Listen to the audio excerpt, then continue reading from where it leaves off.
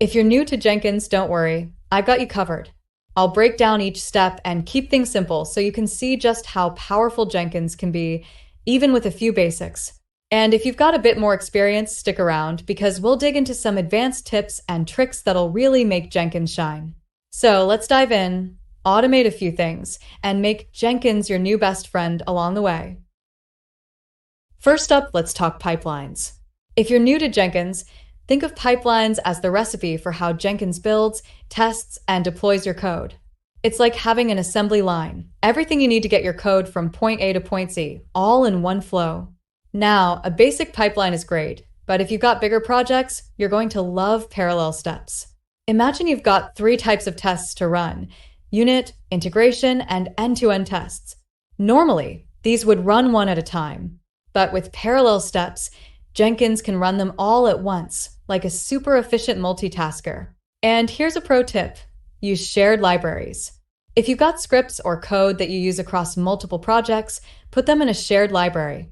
It's like having a reusable toolkit in Jenkins, so you don't have to reinvent the wheel for every project.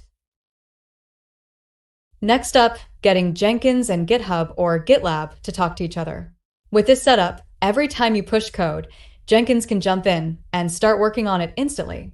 This is all thanks to something called a webhook. Think of a webhook like Jenkins' wake-up call. The moment you push new code, the webhook alerts Jenkins to start the build process. It's way faster than Jenkins constantly checking for updates. Think of it as Jenkins finally getting out of bed the moment it needs to work.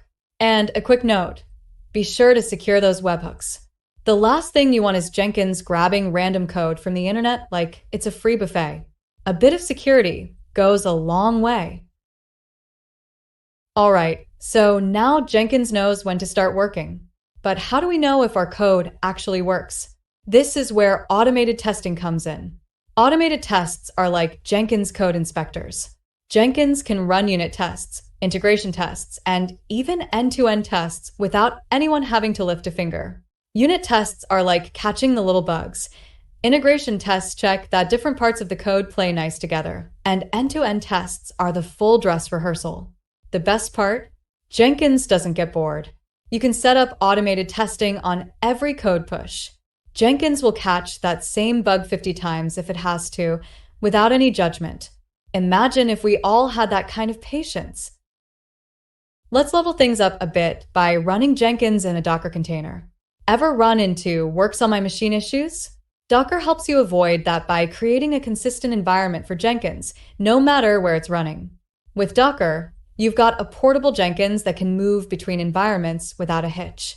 Plus, if Jenkins ever starts acting up, and hey, we all have those days, you can spin up a fresh container with just a few clicks. It's like having a fresh start button, and who wouldn't want that? All right, we've covered pipelines, integrations, testing, and Docker. Now, let's put it all together with a real-world workflow. Jenkins isn't just a build tool, it's a full-blown automation hub. Imagine you've got a project where you need code tested, built, deployed, and monitored. Jenkins can handle the whole pipeline. You can set it up to deploy to a staging environment, run tests there, and then push to production when everything checks out. Or maybe you're into canary deployments. With Jenkins, you can release new code to just a small segment of users before going all in. That way, if anything goes wrong, only a handful of users are affected. It's like dipping your toes in before diving headfirst, always a good idea when it comes to deployments. And there you have it. Jenkins can be as simple or as powerful as you want it to be. With a little setup, it can handle everything from building and testing to deployment and monitoring. Whether you're new to Jenkins or looking to take things to the next level, there's always something more to explore. If you found this video helpful, please give it a thumbs up, subscribe, and share it with your fellow devs. And if you have any tips or questions, drop them in the comments. Thanks for watching, and remember, the more Jenkins automates, the less you have to do. See you in the next video.